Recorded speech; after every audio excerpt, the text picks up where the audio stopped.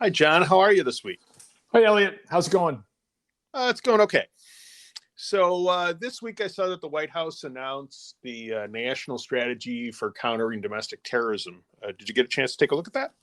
Yeah, they make the point in their fact sheet that the president did this in his first full day of office. So it was 100-day plus review, and this is the result of that. So it's definitely consistent with what we've talked about in some of the previous This Week in AML sessions that we have. But yeah, I did see that. There's a number of things in there that I think just point to our community that how much more priority and focus should be placed on domestic terrorism to the extent that we can see activity and transactional movements that could be indicative of that.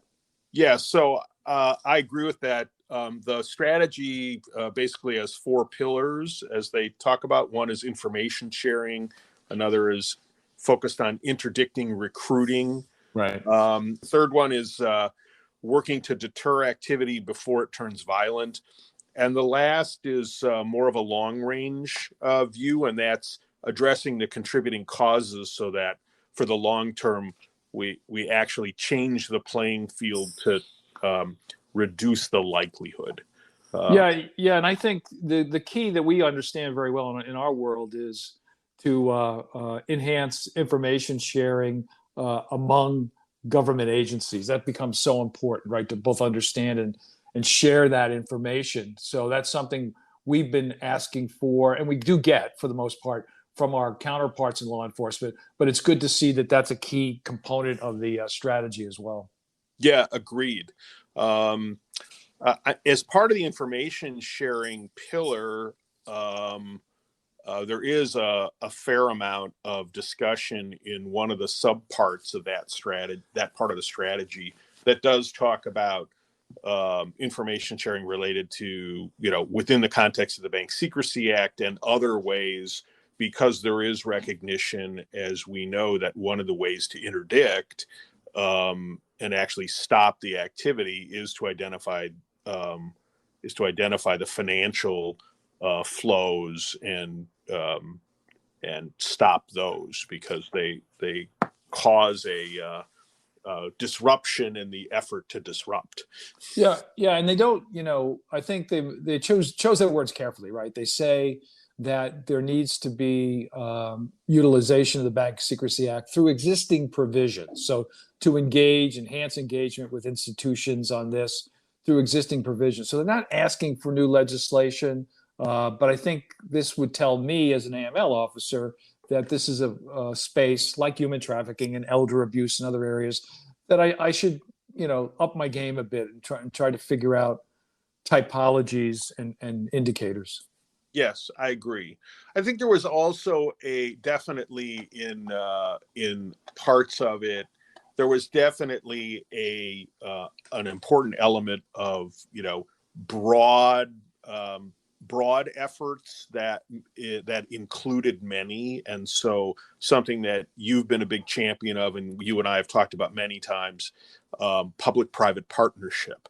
That this isn't just it is a law enforcement and a governmental activity, but there's more to it than that. And whether it's trying to change the playing field for the long term, or whether it's sharing information, as you just referred to, where folks in the private sector would be aware of what to look for. This is not something that the plan talks about solving just by having the government focus on it.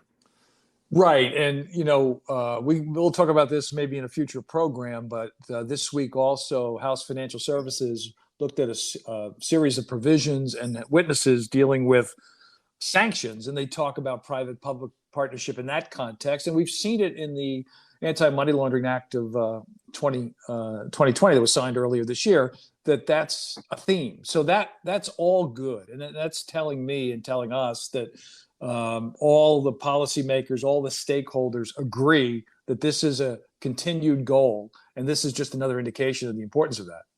Agreed. So I would urge people to take a look at least the fact sheet. You also can access the full report, which is about 32 pages, both on the on a number of websites, including the one of the whitehouse.gov. So. Yeah, I agree with that. One more point before we go. This week, the president was obviously in Europe, G7, NATO, and also met with Putin. One of the things I just want to highlight, because again, this just points to the issue of domestic terrorism and how much we have to do in response to a question about the violence that certainly many would argue Putin has allowed to enable to occur. He basically did a whataboutism and said, well, January 6th, those were simply political protesters, and you've arrested over 400 of them. Those are, I hate to say this, talking points of a political party, sadly. So the fact that Vladimir Putin is suggesting and stating, not suggesting, that the riot and insurrection that occurred on January 6th was political protest should annoy every American and anybody who cares about democracy. Just, I can't get over the fact that that's not the headline this week in some of the storylines, because that's really sad. Yeah, I agree. But we've seen the narrative change radically over the last number of years, and it will take a long time for it to reach something that's more balanced and thoughtful and accurate. You know, my favorite quote of all time is Daniel Patrick Moynihan, who once said, "You're entitled to your own opinion.